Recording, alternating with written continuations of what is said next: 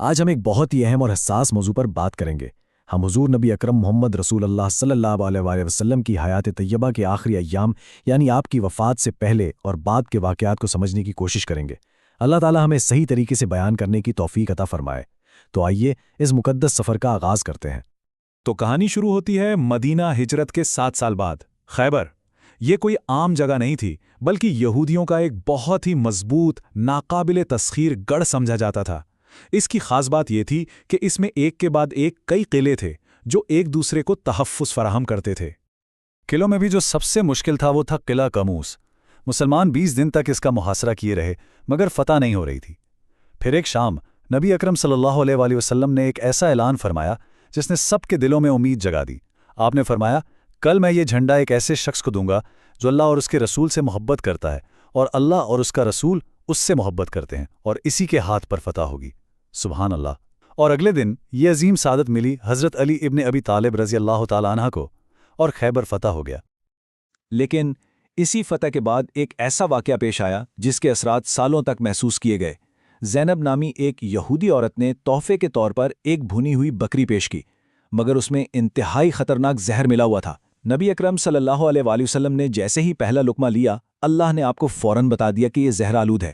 آپ نے تو اسے فوراً منہ سے نکال دیا، لیکن آپ کے ایک صحابی حضرت بشر ابن برا رضی اللہ تعالیٰ عنہ ایک لقمہ نگل چکے تھے، اور وہی لقمہ جان لیوا ثابت ہوا۔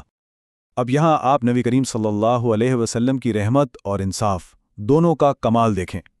شروع میں تو آپ نے اپنی رحمت للعالمین ہونے کی شان دکھاتے ہوئے اس عورت کو معاف فرما دیا، لیکن جب حضرت بشر رضی اللہ تعالیٰ عنہ کی شہادت ہو گئی تو پھر انصاف کا تقاضا پورا کیا گیا۔ قتل کے بدلے قتل یعنی قصاص میں اس عورت کو سزائے موت سنائی گئی، اور اس زہر کا اثر وہ اتنا شدید تھا کہ آپ صلی اللہ علیہ وسلم کو اپنی زندگی کے آخری لمحات تک اس کی تکلیف محسوس ہوتی رہی۔ چلیں اب وقت میں تھوڑا آگے چلتے ہیں 6 ہجری کی طرف۔ یہ وہ دور ہے جو صبر اور رحمت کی ایک لازوال داستان ہے۔ نبی اکرم صلی اللہ علیہ وسلم نے ایک خواب دیکھا کہ آپ عمرہ ادا کر رہے ہیں۔ بس اسی خواب کی بنیاد پر آپ 1400 صحابہ کے ساتھ بالکل پرامن ارادوں سے مکہ کی طرف روانہ ہو گئے۔ حدیبیہ کے مقام پر قریش نے مسلمانوں کو روک لیا، اور پھر مذاکرات شروع ہوئے۔ ماحول بہت کشیدہ تھا۔ جب معاہدہ لکھا جا رہا تھا تو قریش کے نمائندے سہیل ابن عمرو نے ایک شرط رکھی کہ دستاویز سے رسول اللہ کا لقب ہٹایا جائے۔ یہ سن کر حضرت علی رضی اللہ تعالیٰ عنہ جو معاہدہ لکھ رہے تھے، ان کی آنکھوں میں آنسو آ گئے، اور انہوں نے کہا، خدا کی قسم میں آپ کا یہ لقب اپنے ہاتھوں سے کبھی نہیں مٹاؤں گا۔ صحابہ کے لیے یہ بہت ہی دکھ بھرا لمحہ تھا، لیکن آپ دیکھیں نبی کرم صلی اللہ علیہ وسلم کا صبر۔ آپ نے فرمایا کہ بیت اللہ کے احترام میں قریش جو کہتے ہیں مان لو، اور پھر آپ نے وہ لقب اپنے مبارک ہاتھوں سے خود مٹا دیا۔ یہ صبر کی انتہا تھی، اور اس صبر کا انعام کیا ملا؟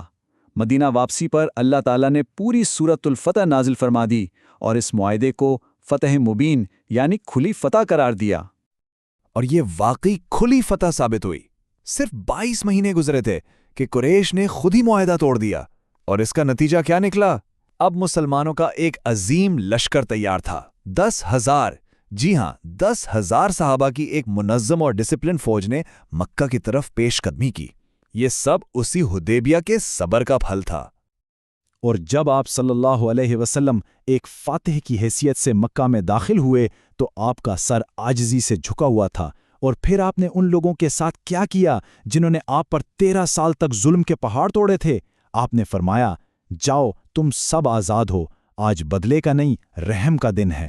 سبحان اللہ، یہ وہی رحمت تھی جس کا بیج حدیبیہ کے صبر نے بویا تھا۔ اب ہم ہجرت کے 9ویں سال میں داخل ہوتے ہیں۔ غزوہ تبوک یہ ایک بہت بڑی مہم تھی، رومیوں کی طرف سے ایک ممکنہ خطرے سے نمٹنے کے لیے۔ تقریباً 30,000 صحابہ نے اس میں حصہ لیا۔ دلچسپ بات یہ ہے کہ اس میں کوئی لڑائی نہیں ہوئی، لیکن یہ پورا سفر ایمان اور اطاعت کے گہرے اسباق سے بھرا ہوا تھا۔ اسی سفر میں ایک بہت ہی ایمان افروز واقعہ پیش آیا۔ حضرت ابو ذر غفاری رضی اللہ تعالیٰ عنہ کا اونٹ بہت کمزور تھا، جس کی وجہ سے وہ لشکر سے پیچھے رہ گئے، لیکن ان کی محبت اور عقیدت دیکھیں، وہ رکے نہیں بلکہ تنہا اس تپتے ہوئے صحرا میں پیدل چلتے رہے یہاں تک کہ لشکر سے آ ملے۔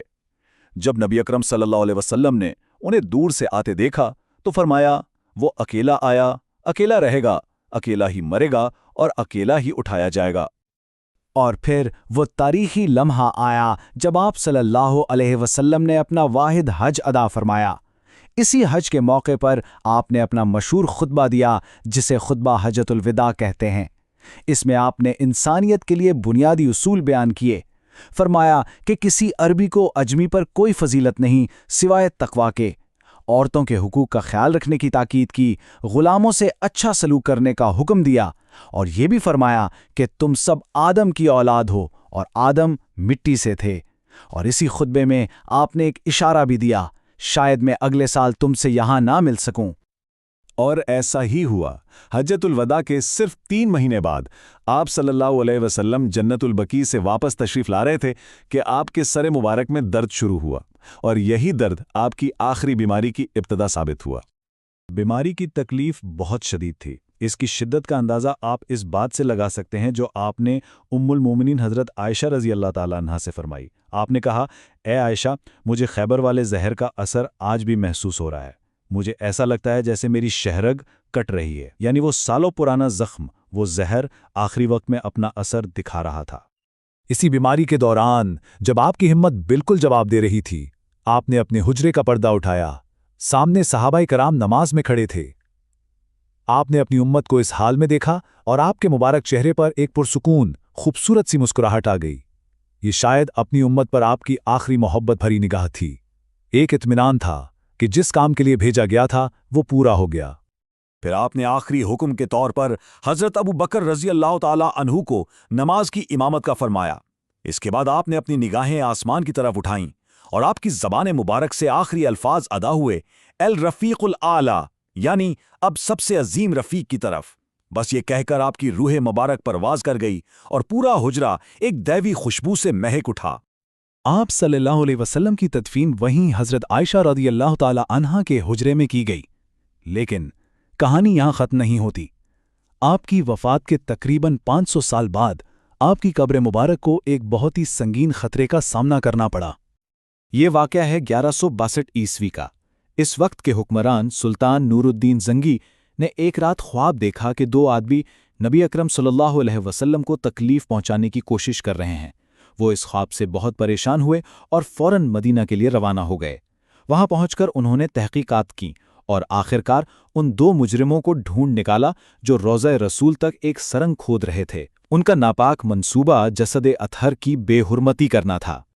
اس واقعے کے بعد روضہ رسول کی حفاظت کے لیے مزید اقدامات کیے گئے۔ آج قبر مبارک کے گرد حفاظت کی 3 تہیں ہیں۔ پہلی تہ تو وہ بیرونی حجرہ ہے جو ہمیں سنہری جالیوں کے پیچھے نظر آتا ہے۔ اس کے اندر حضرت عائشہ کا وہ حجرہ ہے جسے تقسیم کر دیا گیا تھا، اور سب سے اندر وہ مقدس حجرہ ہے جس میں قبریں ہیں۔ یہ کالے پتھروں کی دیواروں سے اس طرح مکمل طور پر بند ہے کہ اس میں نہ کوئی دروازہ ہے نہ کوئی کھڑکی۔ آپ صلی اللہ علیہ وسلم اس دنیا سے پردہ فرما گئے، لیکن آپ کی رحمت اور برکت کا سلسلہ آج بھی جاری ہے۔ اس کی ایک خوبصورت مثال ہمیں اسلامی دنیا کی ایک مشہور ترین نظم قصیدہ بردہ شریف کی کہانی میں ملتی ہے۔ بردہ کا مطلب ہے چادر، تو آئیے اس چادر والی نظم کی کہانی سنتے ہیں۔ امام البصیری ایک بہت بڑے عالم اور شاعر تھے، لیکن ان پر فالج کا حملہ ہوا اور وہ بالکل لاچار ہو گئے۔ موت کے قریب پہنچ کر انہوں نے اپنے آخری سہارے یعنی نبی اکرم صلی اللہ علیہ وسلم کی شان میں محبت اور عقیدت سے بھری ایک نظم لکھی۔ اسی رات انہیں خواب میں حضور صلی اللہ علیہ وسلم کی زیارت ہوئی۔ آپ نے اپنی مبارک چادر ان پر ڈالی اور جب امام البصیری کی آنکھ کھلی تو وہ مکمل طور پر صحت یاب ہو چکے تھے۔ سبحان اللہ، یہ ہے روحانی محبت اور شفا کی وہ میراث جو آج بھی زندہ ہے۔ تو ان واقعات سے ہمیں یہ سبق ملتا ہے کہ سیرت النبی صلی اللہ علیہ وسلم کا مطالعہ صرف ایک تاریخی واقعہ پڑھنا نہیں ہے، یہ ضروری ہے کہ ہم روزانہ خاص طور پر رات کو سیرت کا مطالعہ کیا کریں تاکہ اس کی روشنی ہمارے لاشعور میں اتر جائے اور ہمیں نبی پاک صلی اللہ علیہ وآلہ وسلم کے طرز فکر، ان کے سوچنے کے انداز کی سمجھ آئے۔ اگر آپ چاہتے ہیں کہ ہم اس طرح کے مزید معلوماتی نشستیں تیار کریں تو کونسل ایلیمنٹری چینل کو ضرور سبسکرائب کریں اور ہمیں کامنٹس میں بتائیں۔ آپ سب کے لیے بہت ساری دعاؤں کے ساتھ اللہ حافظ۔